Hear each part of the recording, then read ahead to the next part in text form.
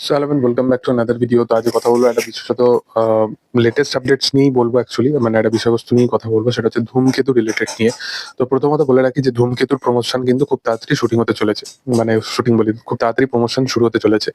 এর পিছনে রিজনটা হচ্ছে কারণ ধূমকেতু আর রিলিজ হতে বেশি দিন বাকি নেই, আর মাত্র কিছু সপ্তাহই বাকি আছে, ধূমকেতু কিছু মাসই বাকি আছে রিলিজ হতে, আর মোটামুটি একটা ১-২ মাসের একটা গ্যাপ আছে। তো সেই মোমেন্টের মধ্যেই তাদেরকে পুরোপুরি সিনেমাটাকে প্রমোট করতে হবে। তো সেইখানে আমরা হয়তো দেবকে তো দেখতে পাবোই, এটা তো একদম কনফার্ম, যেহেতু তার প্রোডাকশন হাউস থেকে এই কাজটা আসছে। হয়তো কৌশিক গাঙ্গুলিও এই প্রোডাকশন হাউসের সাথে যুক্ত হয়ে সেও হয়তো প্রমোট করবে এই ছবিটাকে। রানা সরকার তো থাকবে, শুভশ্রী গাঙ্গুলি থাকবে কিনা সেটা এখন আমার কাছে আপডেট নেই, সেটার বড় কোশ্চেন দাঁড়িয়েছে। যেহেতু এই ছবিটা তার কাছেও একটা ড্রিম প্রজেক্ট ছিল, তার কাছেও একটা ভালো একটা খুশির ব্যাপার হয়ে থাকবে যে ধূমকেতুটা ফাইনালি আসছে। ২০১৬ সালে বলে রাখি এই সিনেমার কিন্তু শুটিং শেষ হয়ে গেছিল, এবং এই সিনেমা ২০১৭ সালে মুক্তি পাওয়ার কথা ছিল।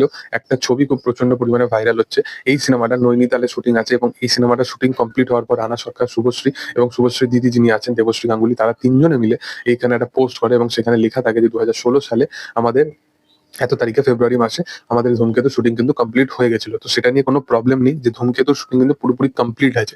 সিনেমাটা কমপ্লিট হওয়ার পর তারপরে একটা কন্ট্রোভার্সিতে পড়ে। সিনেমাটাতে কিন্তু সিনেমা চলাকালীন কোনো কন্ট্রোভার্সির সম্মুখীন হতে হয়নি। সে কারণে কনফার্ম এই সিনেমাটা আসবে। এই সিনেমাটার ১ম গান কবে আসতে চলেছে সেই আপডেট পেলে তোমাদেরকে অবশ্যই জানাবো আমি।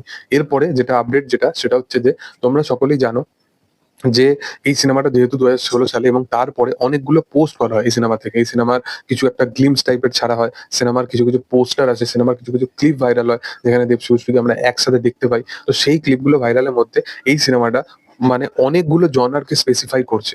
এই সিনেমাটা কোথাও গিয়ে কোনো রকম কম বাজেটের ছবি নয়। তখনকার দিনে এই সিনেমাটা ৪ কোটি প্লাস বাজেটের একটা সিনেমা হিসাবে মনোনীত করা হচ্ছে। এবার আদৌ এর থেকে বেশিও হতে পারে, কিন্তু এর থেকে কম হবে না। মানে যেটা দেখে বোঝা যাচ্ছে। তার পিছনে রিজনটা হচ্ছে এই সিনেমাটায় তুমি যদি ফলো করো প্রত্যেকটা পোস্টার, প্রত্যেকটা জনারকে স্পেসিফাই করবে। একটা জায়গায় দেব শুভশ্রী লাভ অ্যাঙ্গেলের ব্যাপারটা দেখানো হচ্ছে, সেগুলো বড় স্কেলে শুট করা হয়েছে অবশ্যই। এর সাথে দেবের যে বয়সকালের পোরশনটা, সেখানে তার মেকআপটা, তার প্রস্থেটিকটা, সেগুলো প্রত্যেকটা কিন্তু ব্যাপক লাগছে দেখতে। এবং এর সাথে আরেকটা তুমি যদি দেখবে একটা বরফের জায়গায়, সেখানে কিন্তু অ্যাকশনও থাকতে চলেছে, যেখানে দেবকে আমরা বরফের মধ্যে অ্যাকশন করতে দেখতে পাচ্ছি। তো যেটা বোঝা যাচ্ছে যে ধূমকেতু কিন্তু বিশাল লার্জ এন্ড লাইভ এবং অ্যাকশনও থাকতে চলেছে সিনেমায়, এবং একটা বিগ বাজেট ছবি কিন্তু এটা। এটা কোথাও গিয়ে কোনো অংশে কম ছবি নয় যে অন্য কোনো ছবি আসবে এবং সেগুলো তার উপর ইম্প্যাক্ট ফেলবে।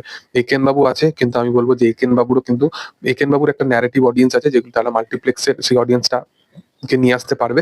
কিন্তু আমার মনে হয় ধূমকেতু সিঙ্গেল স্ক্রিন বা মাল্টিপ্লেক্স সব দিক থেকে কিন্তু অনেক এগিয়ে থাকবে। কারণ দেব শুভশ্রীকে হয়তো ফাইনালি আমরা আরেকবার দেখতে পেতে চলেছি। তো যাই হোক, তোমাদের কি বক্তব্য এই বিষয়বস্তু নিয়ে সেটা কমেন্ট সেকশনে জানাতে পারো। ভিডিও ভালো লাগলে অবশ্যই লাইক শেয়ার সাবস্ক্রাইব করবে। Thank you all.